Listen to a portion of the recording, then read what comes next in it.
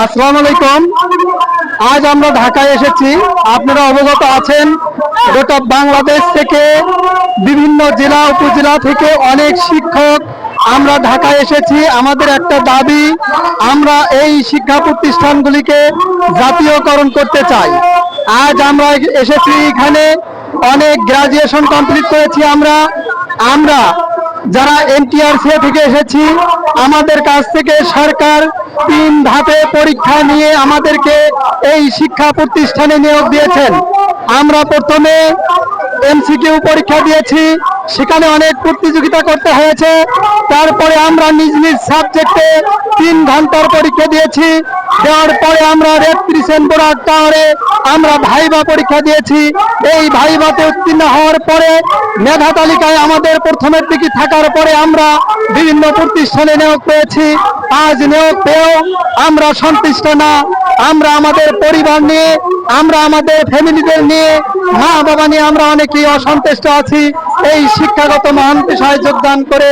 কারণ আজ আমরা বাড়ি থেকে আমরা হাজার হাজার 100-200 মাইল দূরে আমাদেরকে যোগদান করতে হয়েছে। কিন্তু আমরা সেখানে গিয়ে আমাদের বাবা মা ভাই বোনদেরকে যদি একটি বার আমরা দেখতে আসি, বাসা বাড়িতে যদি আসি, আমাদের এই গাড়ি ভাড়া এবং মেডিকেল বিভিন্ন কিছু নিয়ে আমরা আমাদের পরিবারের সঙ্গে আমরা হাসি খুশিতে দিন কাটাতে পারছি না।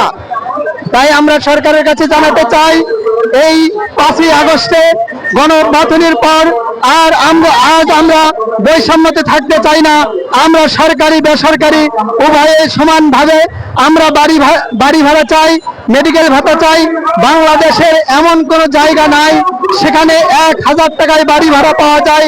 একটি লজ্জাস্কর কথা, একজন গ্রাজুয়েশন কমপ্লিট করা লোক, একজন পোস্ট গ্রাজুয়েশন কমপ্লিট করা লোক, সে কিভাবে 1000 টাকা দিয়ে বাংলাদেশের কোথাও বাড়ি ভাড়া পাওয়া যায়? 500 টাকা দিয়ে কোথাও মেডিকেল চিকিৎসা হয় না। একটি চিকিৎসকের, একজন ডাক্তারের ভিজিট দিতে হয় 800 টাকা, আর আমাদেরকে 500 টাকা ভিজিট দেওয়া হয়। আমরা কিভাবে এই 500 টাকা দিয়ে আমরা আমাদের চিকিৎসা নেব, আমরা আমাদের পরিবারের চিকিৎসা নেব? আমরা সরকারের কাছে জানাতে চাই, আমরা আর বৈষম্যতে থাকতে চাই না। আমরা হাজার হাজার শিক্ষিত লোক এখানে এসেছি। আপনারা আসুন, আমাদের মিডিয়াকে দেখুন, আমাদেরকে দেখুন, দেখে আমাদেরকে শতভাগ উৎসব ভাতা, মেডিকেল ভাতা এবং বাড়ি ভাড়া দিয়ে আমাদের শিক্ষক সমাজকে আলোকিত করুন।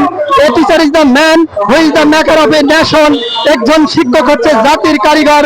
যদি তার মনে শান্তি না থাকে, যদি তার মনে সেই সংসারের চিন্তা ভাবনা থেকে যায়, কিভাবে আমরা শিক্ষা দেব, কিভাবে ছাত্রছাত্রীকে তার সঠিকভাবে আমরা জ্ঞান দান করব? আমাদের পরিবারের চিন্তা থেকে যায়। আমরা যেহেতু শিক্ষাগত মহান পেশায় যোগদান করেছি, আমরা চাই এই পেশাকে একজন আদর্শ শিক্ষক হিসেবে আমরা জাতিকে সামনের দিকে এগিয়ে নিয়ে যেতে চাই। এই জন্য আমাদের দরকার শতভাগ বাড়ি ভাড়া, উৎসব ভাতা এবং বিভিন্ন বোনাস সহ, আমরা মেডিকেল ভাতা সহ আমরা সরকারির সাথে আর বৈষম্য থাকতে চাই না। আমরা সরকারি এবং বেসরকারি উভয়ে আমরা একই পাঠ্যক্রম পড়াই, একই টেক্সট পড়াই, একই বই পড়াই। আমরা কেন সেই বৈষম্যর শিকার? আমরা একই মানের শিক্ষিত, আমাদের কোনো সার্টিফিকেটের মধ্যে কি পার্থক্য আছে? কেন আমাদেরকে এই পার্থক্য করা হয়? আমরা মাননীয় শিক্ষা উপদেষ্টা, মাননীয় প্রধান উপদেষ্টার কাছে আমরা আহ্বান রাখছি, আমরা শিক্ষিত লোক, আমরা সবাই গ্রাজুয়েশন কমপ্লিট করা লোক। আমরা আপনার কাছে রিকোয়েস্ট করতে চাই, আমাদের দাবিগুলি আপনি মানিয়ে নিয়ে আমাদেরকে ঘরে পাঠিয়ে দিন। তা না হইলে আমরা কিন্তু এই দাবি আদায়ের জন্য চেষ্টা করেই যাব ইনশাআল্লাহ। আমরা চাই আমাদের সন্তানদেরকে আমরা যেন আগামী দিনের ভবিষ্যৎ হিসেবে গড়িয়ে তুলতে পারি। এই আশাবাদ ব্যক্ত রেখে আমার বক্তব্য শেষ করছি। আসসালামু আলাইকুম।